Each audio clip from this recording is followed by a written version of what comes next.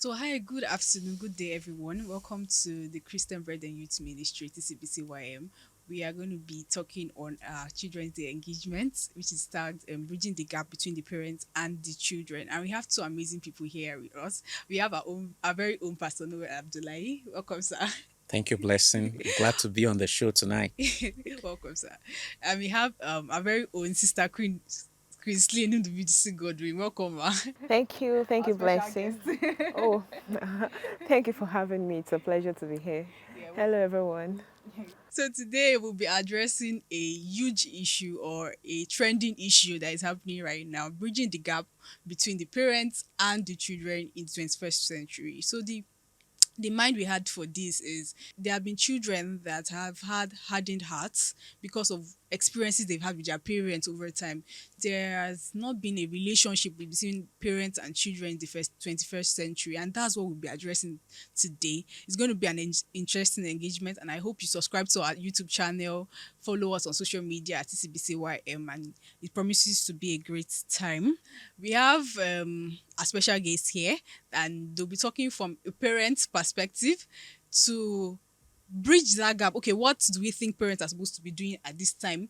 How do we understand our children better now? Most of the children knows better than their parents. They will just come and you say, oh, my parents, they are old school, they don't know anything. But how do we make them understand that, okay, see, even if we are your parents and we don't understand some things, we can learn to communicate with you in a better way. So, and Sister Queensley, what do you have to say concerning this issue? Thank you, Blessing. This is a very major issue, and I'm happy that you're bringing it up for discussion. It's a issue. It's an issue that is affecting us in our society today, and it shouldn't be swept under the carpet. Or we shouldn't not pretend as if it's not there. It's a big issue. I'd like to start by just giving some basic definitions. Who is a child? I believe when we're talking about children here, Yes. we're talking about people that are under the age of 18 or whatever the law is in any country. For Nigeria here, a child is somebody that is 18 and below. And who are parents? Parents are custodians. Parents are people who are, it could be a biological father or mother, it could be a guardian, it could be a spiritual father, people who have been given the care, who have responsibility to take care of that child. I would like to see parents as trustees. Parents are trustees. And in addressing this issue, I think mindsets are very important. What are the mindsets that we have as parents? Because it doesn't start from the child. It starts from the parents because the parents comes before the child Child. or before the children. So as parents, what mindset do we have? How do we see children? How do we see children? Do we see them as and the truth is that we see children differently. Some people see children as possession. Some people see children as, responsibly speaking, a lot of people desire to have their biological children, and there's nothing wrong with that. It is consistent with the plan of God. But, some people get desperate when they don't have their own biological children. Why? Because they feel they are not complete. They feel, for women, they feel, it's other women will laugh at me because I don't have my biological child. So, right from the scratch, there is a mentality that is not really balanced. I want to have a child. A lot of people are having children for their own selfish reasons, not really because they are ready to take on that responsibility of being parents. On the flip side, for men, a lot of men see children as the validity of their manhood. Okay? While some other men see children as responsibility. So a lot of men, especially in a city like Lagos, where the cost of living is really high, one child is when a father is talking about his children, he's calculating bills. So sometimes the mother can say, True. "Hey, honey, let's have an." I'm thinking you should have another. Eh? Have another what? Because he's thinking of the bills. Okay. So we need to, it starts from having the right perspective about who a parent is and what is the role of parents in bringing up a child. So I think I'll just leave it there and sometimes continue. Yeah. Okay, Pastor, do you have anything to say? She was talking about the responsibilities of parents. So, what are that means there are responsibilities of parents beyond, okay, giving this child the basic necessity, food, clothing, and water. What other responsibilities are there for for the parents to take care of the children? All right. So, first of all, we need to establish that when we are talking of a human being, whether you are a child or an adult, you are made of a spirit, a So soul, and a anybody? body. And a lot of instructions that God gave to us, even as parents, has to do with addressing the total child. Yes. So you can't effectively parent if all your strategy is to just make the child do what you want the child to do by force, by fire. I am your father. I'm asking you to do this, and you must do it. And if you don't do it, you can receive some dirty slaps. I can punish you.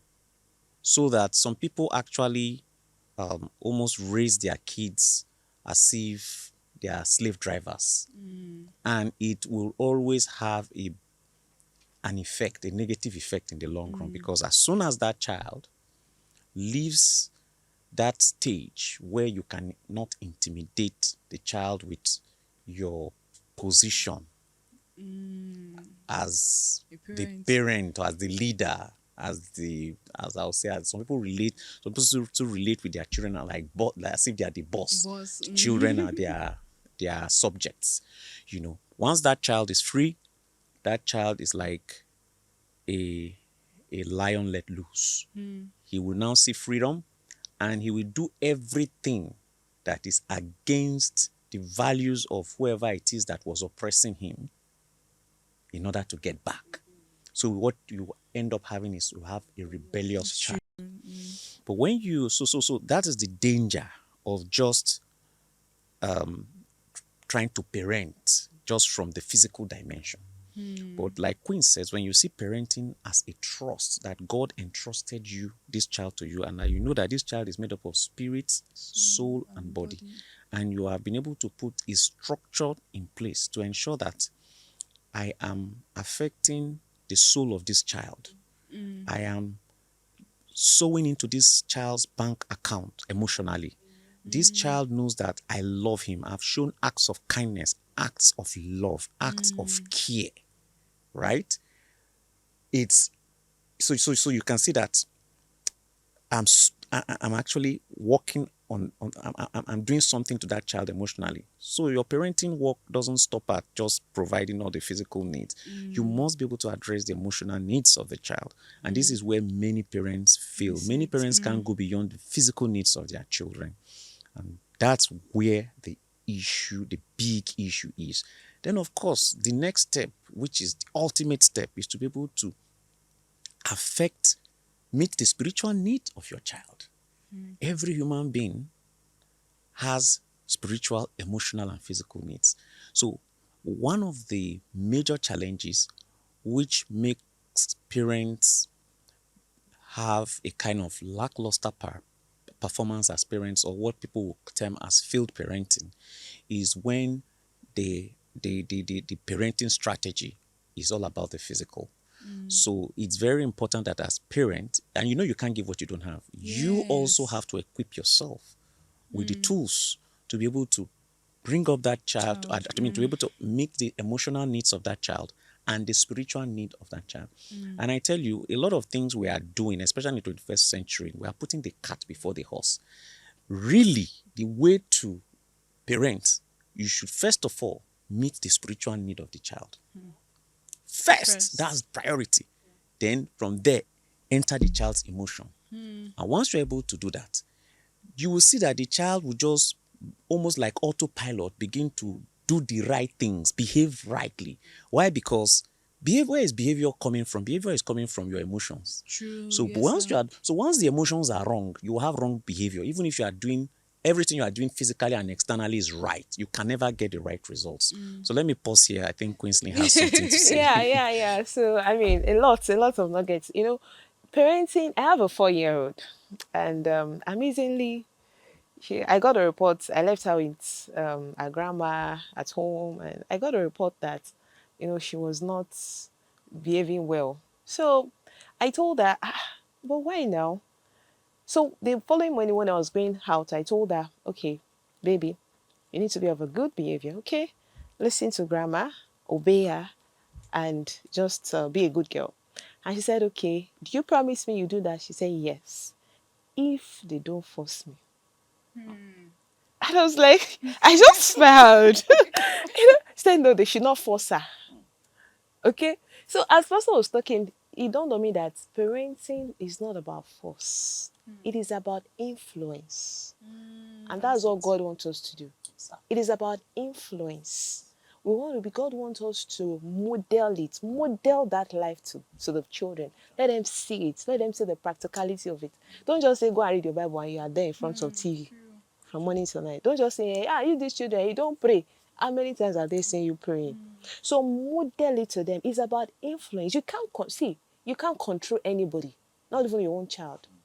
Sometimes even a lot of adults can't even control themselves. So how can you now control another person? So it's no, don't raise up children from the angle of control. No, no, no, no, no. God has not given us that, giving them to us so that we can control them or order them around. Even God doesn't control us. We have God gave us our will. He gave us our volition. And what God does is to appeal to the sense of our, reasoning and help us to make the right decisions. God doesn't force anybody. People will go to hell not because God doesn't love them, because they chose. And people will also go to heaven because they chose. The Bible said, I set before you life and death. Therefore, I hold you choose life. That is our role as parents. Setting the tone, influencing the child to be able to make the right decisions at every point in their life. Then I like something else Pastor said. He talked about structures. So I've said that influence is very important. We want to, our role as parents to seek to influence the child. Let's exert godly influence on them. Let's help them to, let's teach them. You talked about their mental development. We have to be involved in their mental development. Don't just teach things haphazardly. Today, you just talk about, hey, let's talk about honesty. Is it good to tell lies? No. Then you don't teach them anything again. Then 3 months again, you just wake up that, okay, oh yeah, sit down. Let's talk about integrity. No, no, no, no, no. It has to be structured. Parenting has to be intentional for us to get the results. It has to be structured, and we should start early. There is something very important about starting early. Don't think this is a baby. No, don't start. Start early. Structure what you want to. By the time your child is 10 years old, you as a parent should know what it. If at 10 years is too much, by the time your child is 5, 6, you should be able to say, these are the things I've taught my child. So it is very important to create systems and structure. What do you want your child to become? What is the outcome you are looking at? If you want to be a medical doctor, what do? You go to a medical school. From secondary school, you start arranging it. You don't say, I want to be a medical doctor, and then you are doing history and fine arts in school. No, you do your chemistry, biology, and the rest of them. That's exactly the same way it is. What outcome do you desire for your children? So what are you putting in place now to see that outcome in future? Another thing I like to say is that we need to involve them, engage with the children, be real to them, engage them, have meaningful conversations with them. The reason why a lot of teenage children or older children drift away from their parents is because they don't talk. They don't talk about life, what they are going through, their experiences, what they should anticipate in life, and all that. So it's so important that we talk to them, engage them about this was how my day went. These were the challenges I experienced. This was how I was able to overcome. So tell me what happened in school today. Make them your friends. Let them be your friends. Yes, there's a point where children have a tendency to misbehave, and then your authority has to be. But let them be comfortable with you. We just have to design a way to ensure that you have that constant interaction with them right from when they are small. And even as they grow old, we need to not be rigid, be flexible, be adaptive to as they are learning, you are also learning, and you are seeing how you can connect to them. One of the ways you can bridge the gap is by identifying the areas of commonality or common interest and taking advantage of that. Yes, this lady even probably knows more than you, but there are still some areas of commonalities that you can harness. So I'll pause there and then. Okay, so there's something that you and Pastor really said that I wanted to dwell on. You talked about how we should create structures in place for all these things to happen. And most times, most people don't notice that they've, should I use the word messed up as a parent, until much later when they start seeing results and they're like, Lord, this is not what I actually expected for my children. I know sometimes they start scolding them, and because they see traces of themselves in them. So how do we then balance it to the point that now I'm addressing it from the point of, okay, I have teenage children now. How do I still correct these issues? I didn't start early. Now I'm seeing traits of myself in them. How do I start correcting those traits now that they are still under my care before they leave? Pastor, what do you think about it? Wow, that's a very practical question. If there is something that many parents find difficult to admit, is that failed parenting. Many parents take it very personal. And the truth of the matter is that as a parent, no matter what you do, I've not seen any parent that can score themselves 100%. I have not seen. I can't even score myself. If I'm to score myself, you'll be surprised the score I'll give myself. But what we really can do basically is just to follow the biblical pattern. When you discover that you've not done something right, and you are sure it's because you've not done something right, because there are instances where the parent has done everything right, but the child decides to turn out bad. There is nothing you can do about that than to take it back to God. Some of these things just makes us to just reminds us that we are just custodians. We are not, they are God's own. So when you get when you are not the owner of something, and the thing that they gave you is behaving, so you take it back to the owner. And so we have to learn how to submit our children to God whenever it is they are not living up to expectation, and you know that you have done all. And even there are people can bear you witness that you did all that you needed to do. There are classical examples even in the Bible. Like Samuel, there was no place in the Bible that tried to show that Samuel did not raise his children well, but they just didn't turn out well. At least in the case of Eli, it was stated there that he did not discipline them as he should, but that was not the case of Samuel. Yet the children didn't turn out right. So it's very important that we admit where it is that we didn't get it, and then we leverage on people who have graces to help our children in areas that we are not that graced. We are all graced differently, and that is where community comes in. There is an Igbo adage that it is the village that trains the child. So all these modern culture we are copying, me, myself, and I, and you lock yourself in an estate, your house, nobody visits you, nobody knows your house. This is not how God expects us to live. The church is supposed to be a community. We are supposed to, I should be able to come to a brother's house unannounced and say, give me food and let us eat. I should be able to see a brother's child on the street and say, you are sagging. Do you know where you are from? And the child will respond because of the way he's brought up, as if it's their father that is talking to them. When I went to the secondary school, in my junior days, in my school, then nobody forces you to. In fact, I didn't even know there was a church. I didn't know there was a fellowship. So I had this cousin, more like a cousin, because my father raised his father. He used to come to the fellowship to minister.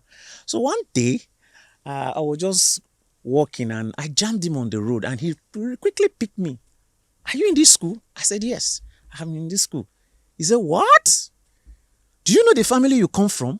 I said, yeah, I know the family I come from. I said, I've never seen you in the fellowship. I've never seen you in the fellowship. And when the guy was talking, that it now occurred to me that I've not been going for fellowship. You understand? So, and of course, I now began to take action, because he told me he was watching out for me. And if he doesn't see me, he will send word back home. You understand? And I began to adjust myself to behave. You understand? So we should give people permission to be able to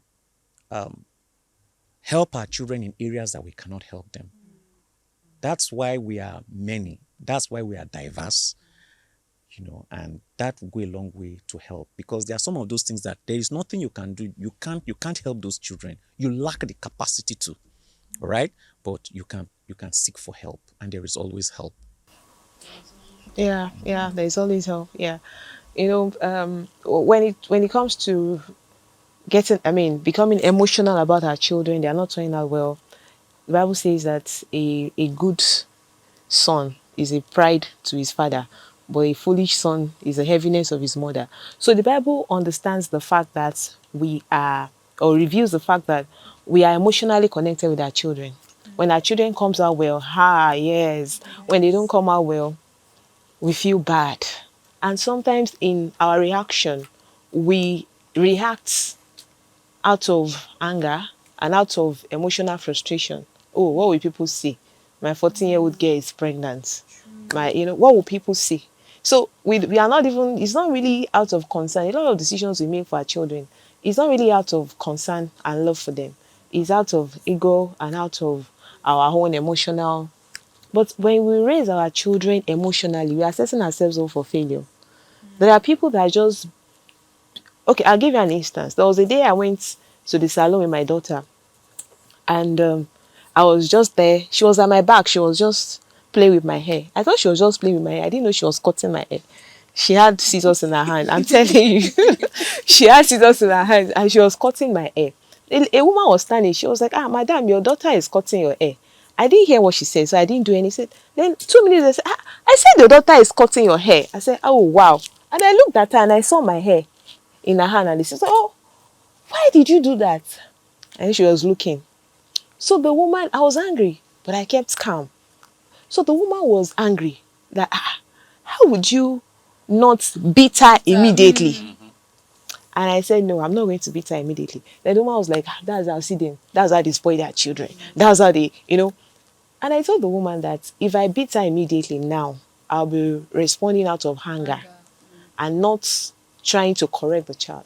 But what I want to do is to correct the child. So I'm going to definitely address the issue, but not now. So the woman just talked and then they left. So the following day, so that night I told that do you know it was wrong for you to do that? She said yes. So why did you do it? She came out, for that I'm going to beat you. So I postponed it to the following day and then I addressed it. I explained. I asked her, why do you think I want to beat you? She said, because I cut your hair. Is it good to cut somebody's hair? She said no. So I beat her that day. And since that day, I've not seen her holding scissors to cut anything anyhow. I told her every time you have a scissors in your hand, is because an adult is with you and guiding you. Maybe we are trying to be creative and all of that. And since then, she had never. So what am I trying to say? If I had beat her on the spot, she will forget. Next time, she will do the same thing again. And a lot of parents are frustrated and the child will repeat the behavior over and over and over again because you haven't sat down. Number one, you are beating the child because you are angry. Sometimes some mothers will beat their children. Why are you crying? What did you do? Say, I don't know. That is that. I can't. No, I don't know how to describe that. And sincerely, the child doesn't know why he's being beaten.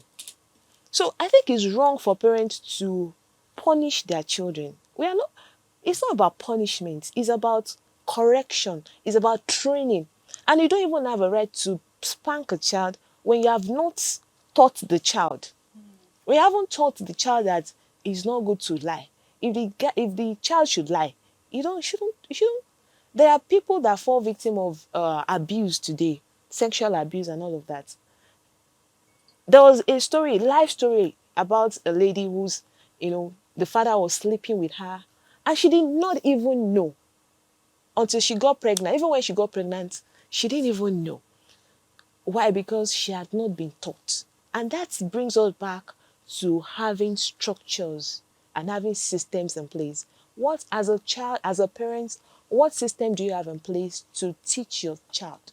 What syllabus is there a syllabus that is driving what you teach them per time? Or we just do things at random? If you do things at random, I can assure you get a random result. We have to be intentional. We have to be focused. What do you want this child to become? Start teaching them now. A lot of children Some are 30 years old, they are seeing their parents' house, no sense of responsibility, no sense of, they have this entitlement mentality. What are you doing now for your children to ensure that they don't grow up with that entitlement mentality? Do you teach them to say thank you at every time? When you pay their school fees, you shouldn't remind them. They shouldn't just think that is their right. No, they should say thank you. Do you have a structure in your home that says after every meal, you must say thank you?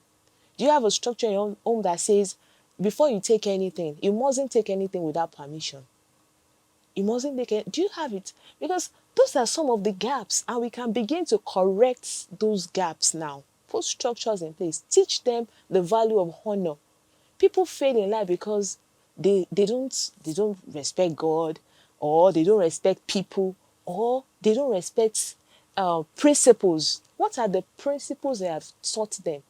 Principles of mental transformation, principles of financial intelligence, emotional intelligence, spiritual intelligence. Respectfully speaking, a lot of people are into Yahoo today. Yahoo plus.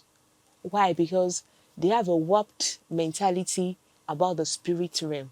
They know that there is something beyond the physical. They know that it is a spiritual that controls the physical, but they haven't seen anybody model it to them. They haven't seen their parents model how to be spiritual to them. And then they go about it in the negative way. So these are things we need to spend time on. If you're a parent here, I want to appeal to you. Spend time with God. Sit down on your own. Organize yourself. Get materials. There are a lot of materials. Get the Bible. Okay, how do I structure my own life? How can people, your children, what do they have to say about you? What do you teach them? What do you tell them? I remember when I was going into university, my mom told me that you've gained admission now. It's not an opportunity. It's not a license to have a boyfriend. This is how many years, like going to 20 years now. The word is still in my heart, in my head. And he guided me. In my first year, he guided me throughout the school, while I was in school. Thank God she had to come back when I was in part 4 to say, hey, now. you know. The appointed time has And I said come. now, so if you can, you're free now. Don't say, hey. And I maintain the testimony throughout my university days. I never had a boyfriend. Why? Because somebody somewhere had a structure. She didn't allow me to make the mistake before teaching me. No, we have to be proactive in our parenting. We have to be proactive. I hope I'm not No, no, no, talking no. too much. I'm going to pick it Yeah. from the last point you said. Yeah. We shouldn't let the mistake be made before start teaching That's being them. reactive. Teaching them Yeah. teaching them, okay, this is wrong, this is not wrong. So Okay, now this is I've been talking a lot to parents. Now let me talk to teenagers or children or teenagers. There are times that there is an adage in Yoruba that they teach you when you're young. Your parents teach you, everybody teach you, but when you get to a certain age, you teach yourself. So we do not all have equal opportunities in life, but that doesn't mean that we can all we but that doesn't mean that we will not all be able to make it to the top. So as a teenager, you have age, there are certain things you might have seen your parents do that somehow your parents probably didn't teach you, but somehow you know that maybe you have studied the Bible or you've read in church and you know that these things are wrong. You have a responsibility at that point to begin to teach yourself how, what did God's word say about this matter? And if you look around you very well, you see people that you can talk to. Sometimes you might not be able to talk to your parents. There are people that couldn't tell their parents certain things. Why? Because the parent did not have the maturity to accept it. Or even when they have the maturity, or they can even compound issues. I've heard a lot of people that were victims of sexual abuse, and they will tell, if I won recently, the person said it was during her interview. She was interviewed many years later, and then she mentioned it. She just told the mother many years later, watch this video. The mother was like, so you went through all of this. So as a teenager, You might be going through a lot of difficult periods. You might even be having, maybe you're having sexual pressure and you don't know how to tell your parents because they say, Parents. hey, there are some parents like that. Go and meet people that you trust and advise you people of the same sex. There should be if you're a lady, there should be an auntie somewhere. There should be a sister somewhere that you can trust. If you're a guy, there should be a man somewhere. Maybe your Sunday school Pastor. pastor or wherever. Somebody that you have seen lived a decent life and you can trust and you can open up with. Whatever the case is, don't stay in isolation. Bible says in the multitude of counselors there is safety. And if you walk with the wise, you will become wise. So identify people who God has helped in that area. Talk to them. Talk to them and let that be your deliverance. Okay? Yeah, so that's what So, I Pastor, would do you have say. anything to say? Yeah, so early hours of today, I had discussions with my children, and we just talked about what I call situation handling, and we presented all kinds of scenario. You know, I painted a scenario like one of them is writing exams. What if after writing his exams, they released the results, and she's very brilliant, and you just discovered when the result was posted that you failed all your subjects, surprisingly, and then everybody in school is talking about it, and you can actually feel the pulse, the kind of shame, somebody that people had a lot of expectations from, and at the end of the day you fall your hand and you fall everybody's hand. And I'll ask them, if you find yourself in this kind of a situation, what will you do? Because as you go on in life, one thing you cannot escape is disappointments. I painted another scenario. There's a boy you love, and everybody has been seeing you with the boy, and everybody's like happy for you. And all of a sudden, from nowhere, the boy just decides to say, now for those who are marriageable age, I'm not talking of those who are marriageable age. The person just says, "I'm not interested in this relationship again. I've seen a more beautiful lady than yourself. You're not fine enough. You're not my type. You're not my Happy? standard. And that's what they call heartbreak, right? Yes, sir. Okay." And I asked this, how are you going to handle this situation? Now, these kids are nowhere near this age yet, but these are reality. Because I told them, I said, you will always get to a point that you will do something that you'll be ashamed of yourself. You'll be disappointed in yourself. How do you handle it? And I think it's the same thing that I'm bringing. The same approach will work for any situation you find yourself. And one of the things we agreed is that whenever things like that happen, you have to separate yourself from the noise, what people are saying, what they will say. You need to separate yourself. And where do you separate yourself to? You don't separate yourself into isolation, because that's the mistake. Some people will isolate themselves and give room to Satan to torment them. Yes. From loneliness, it will now generate to depression. From depression, suicidal thoughts start coming. And that's how you see people take their life. So you actually will separate yourself, isolate yourself to a community of people that love you. People that love you how you are without the performance. Like your family, like your friends, who just love you because you are who you are. They don't love you because you are the best student in school, right? They don't love you because you are a fine girl. They just love you because you are you. So at critical moments in our life, when unpleasant situations, throw themselves at us, those are the first things you want to do. You want to separate yourself to those that love you. And guess what? Who loves you again more than God? That would be a Yes. good time to go back to God, God. go back to your family. And one of them, one of the boys there said he always journals and he has declarations or he has written about himself that God has given to him.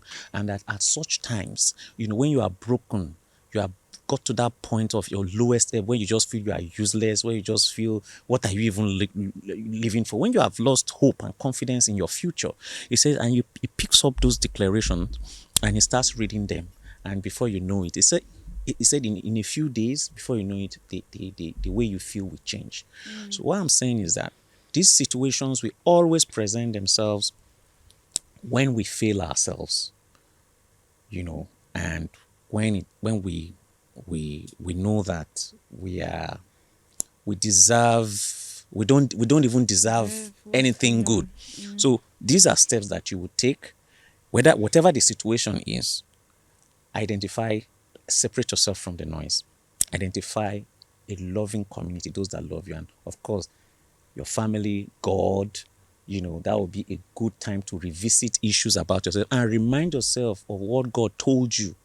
And that's why I encourage people to journal. Well, when God told you when everything was good, and that also is something that happens, that results from intimacy with God. So it's very important that we have all these measures in place, and we can go back to them, and it's just a matter of time as you continue to surround yourself with love and lovable people and loving people. Love is the ultimate medicine, that would help you to overcome whatever situations and challenges that present themselves to you. Okay, so thank you so much, sir and Ma, for that wonderful response. Okay, so I wanted to now address it to the church, the body of Christ. What provisions do the church have for parents who have not represented the model of parenting? What role does the church have in situation? So one of the roles of the church is to equip and re-equip parents to be able to meet the challenges of parenting part-time. The challenges are now evolving By the day. rapidly. So what I require to parent, as I require to be able to know and handle as a parent, even just 2 years ago, is not enough for the challenges of parenting today. So if there is ever a time that parents must be on their toes, it's such a time as this. You understand? The influx of information, and even cultural change, technology change, so many things are happening all at the same time and converging that one cannot rest on their oars. And I tell people, I said, the worst disservice you can do for yourself as a parent in this dispensation is to be lazy. So where am I going? That parenting is hard work. And we have to keep up to it. We have to keep learning, unlearning, and relearning. The way, don't try to bring your parents up the way your father brought you up, or the way you will fail woefully. So there is always, you need to learn, unlearn, and relearn. So constant education and enlightenment. Go to the ones the ones that the church is delivering.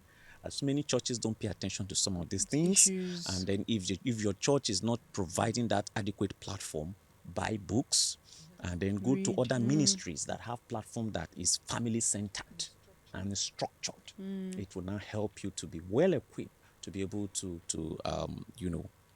bring up your kids in a way that you'll be able to match the challenges of parenting for your time. I will recommend that if you try to read a book on parenting at least every year, maybe like 2. At minimum. So you structure that into your schedule and into your program. I think these things will help. Yeah, talking about the fact that the challenges of parenting, they keep evolving. So we also have to keep learning and adapting. Presently my mom is around, and sometimes she sees the way I raised my daughter, and sometimes she's like, what nonsense is this? Like when the girl was saying that, no, don't force me. Don't force me. So if you force her, she will not cooperate with you. I'll just laugh. Then I'll come and I'll talk to her, pacify her, and try to make her see reason why she needs to do it. And then she'll cooperate. So my mom will be like, I don't have time for it. Back in those days, if I by force. But if you bring that same approach to train your child, you will lose that child.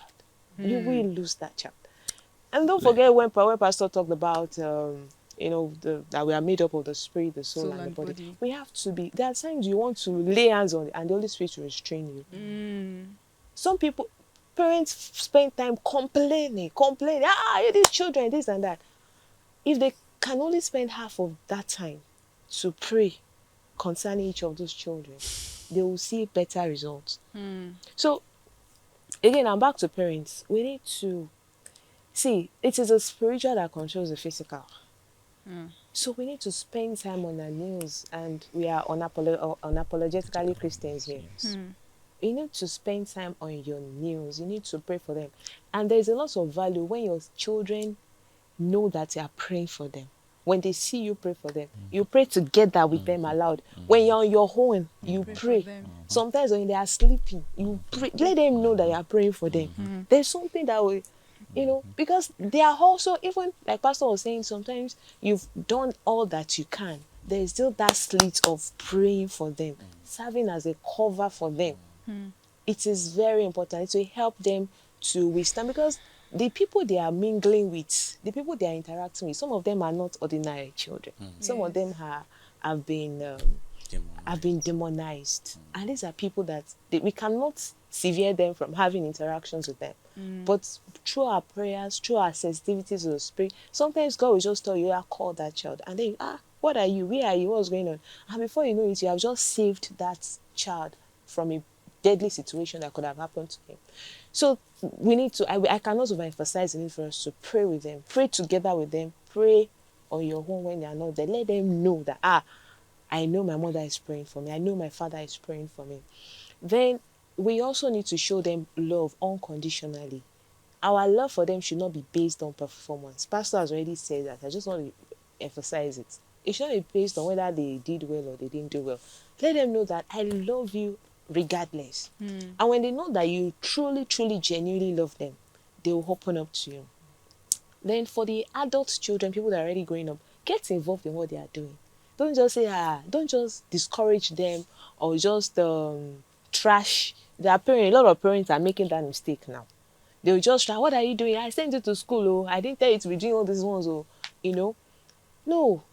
Get involved in what they are doing. Okay, explain to me. Hey, how do you do this thing? Teach me now. Okay, me too, I want to learn. Say, mommy, you're old school. You cannot, no, I want to. This Python you're talking about, how does it work? Explain to me. Get into their space without sounding judgmental. Even when you observe certain things, there's a way you chip it in, but you know this, but get to know them. Get to know what they do. Show interest. Your child is on social media. You need to join social media, be their friend. Your child is doing something, maybe he has a blog or something. Get involved. Be the first person to like it. Share it on your wall. I have instances where children are doing things like music and other things, and they are, Mommy, have you watched that thing? They say, I don't have time. Just say, no. Be the first person to watch it. Share it. Tell your friends. Be your child's fan. Okay? Biggest fan. Yeah, be their biggest fan. When they are doing business, support them. Advertise their business to your friends. Okay, you can still have issues, you are still fighting on or two underground. but let them know that, see, I support you. And then we need to give them viable alternatives. When your child is playing with this thing, I say, no, this is dangerous. Don't play with a knife. No. What do? You collect the knife and then you give her a toy. It's something to play with. In today's generation, we are telling people that, okay, don't do this. Don't do that. Don't Yahoo is bad. Okay, what do you have? What should I do? What do you have to replace that? So we must give them viable alternatives. We must create viable options for them. So that goes back to what Pastor said about you yourself. You have to be learning, and sometimes you can take advantage of the graces in other people's life. We have so many platforms that people can. NWN is there.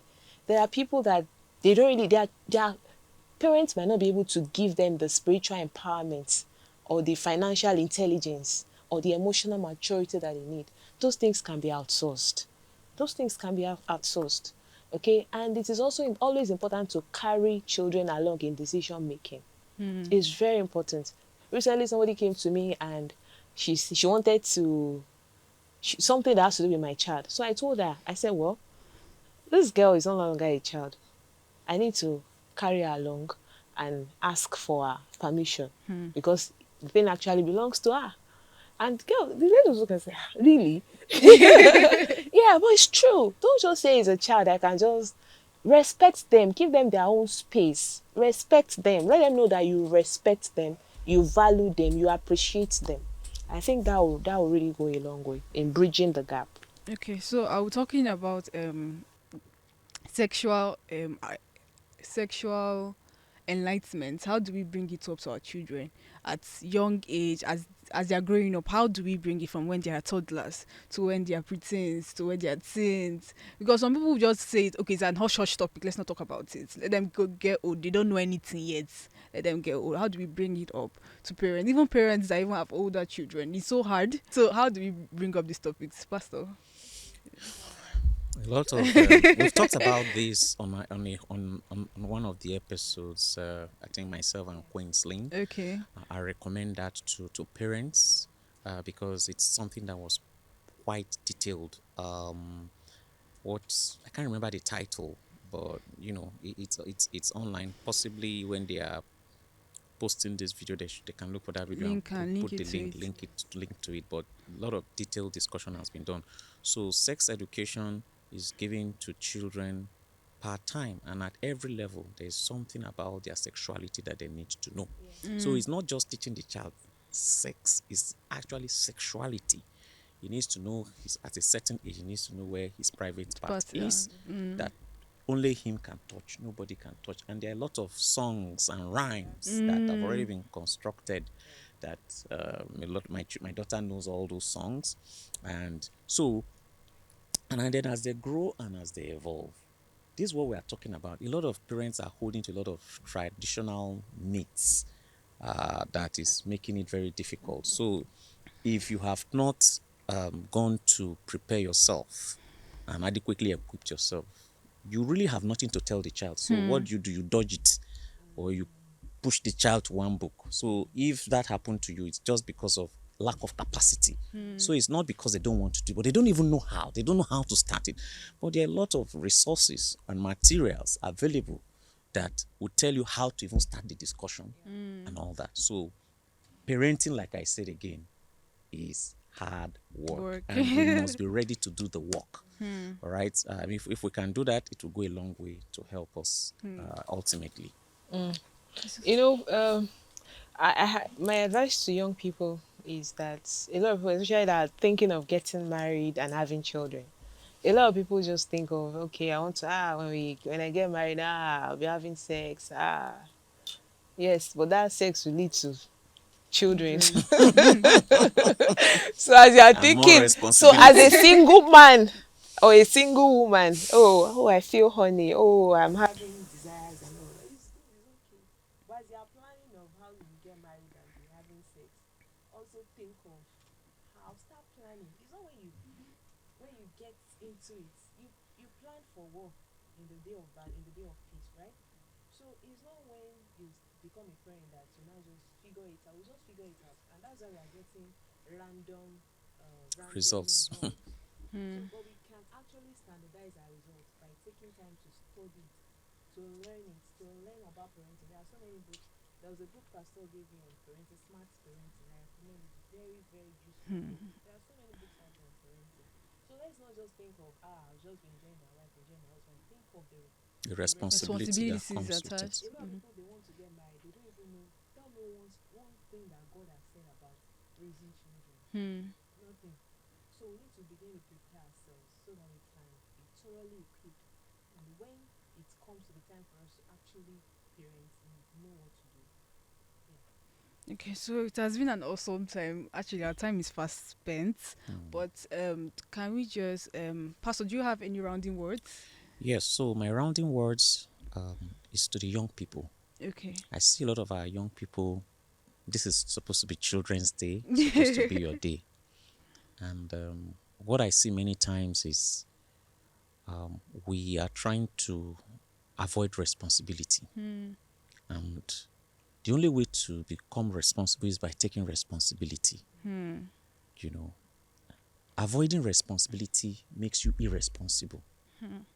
And I want to encourage our young people to take responsibility for their lives, responsibility for their development. And like we said earlier on, that yes, your parents may not have gotten everything right, but it gets to a point in life that you cannot blame them for anything anymore. You now have to train yourself. So they train you to a point, then the ones they don't get, you will have to train yourself. Because everything that people complain about that is the reason why they are who they are, or that is why they are doing what they are doing, you will find out at the end of the day that there are people that went through the same thing. And now those things that people are saying that this is what destroyed me are the things that made these people to become who they are today. And we are celebrating. What happened? The difference is that those people took responsibility for their life. Okay, yes, I might have come from a background of abuse, but now I have grown, and I will not be an abuser, and I will not allow abuse to happen to my own children. Because of the hindsight of the experience you have had, you will be better equipped to be able to perceive an abuser than any other person. Yes. And you can become a That's source an of advantage. it becomes a blessing, Yeah. and you now become a source of inspiration for those who have been abused in terms of how they can recover, in terms of how they can handle it and become the best of themselves. So, my final word for our young people, please take responsibility for your life. In any place you find yourself, when there are things that needs to get done, don't think somebody else will do it. Be the one to do it. Solve the problems. Don't run away from chores. Don't run away from hard work. Don't run away from things because they are hard. You will discover that it is those that do the hard things that become great in life. So that's my final word for us. Take responsibility for your lives. Thank you. you so much, sir. I just keep behind what Pastor has said. I think, yes, I said it all. People should take responsibilities. Like I said earlier, there's a point in your life where you can blame your parents, but there's a point you get in your life that you can no longer blame anybody. You take responsibility for the outcomes of your life. So my challenge for you is to sit down. Where do you see yourself in the next 10 years? What kind of adult do you want to become? Some people, they didn't like a lot of things about their parents, but they end up the same way or even If worse. not worst. So what are you putting in place now so that you will have the desired outcome? What picture do you see about yourself in the next 10 years? What kind of parents do you want to become yourself? So those are the things you can spend time and begin to create structures and put systems in place in your life now that will help you to get to that point. Your future is very bright, regardless of what you are being through. It doesn't matter what you are being through. There are people who were molested, so many things had happened to them. There were people that came from a background of being addicted to drugs and all of that, and they still came out successful. So regardless of where you are, you just need to make up your mind to be all that God has destined you to be. And God will, as you submit yourself to God, surrender yourself to God, surrender yourself to mentoring. That's one thing that is lacking.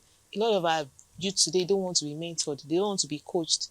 They feel they are their own bosses. They want can to do be anything. coaches. They want exactly. You don't have a coach yourself. You want to coach. What do you coach now? What will you coach? So if you are a young person listening to me, you don't have role models in your life, people that can correct you, people that can talk to you. I think you need to prayerfully consider having people like that in your life. And I wish you all the best. I pray that you fulfill your destiny in life Amen. and nothing shall change it in Jesus' name. Amen. So, happy Children's Day. Enjoy your day. And So thank you so much, sir, and thank you so you. much, Ma, God for bless you. having us here, and thank you so much, our viewers, for watching us. Thank you. Subscribe to our YouTube channel, follow our pages on Instagram, Facebook, everywhere. We are everywhere at TCBCYM. It has been an awesome time, and happy Children's Day to everyone like me. So take care and have a wonderful evening.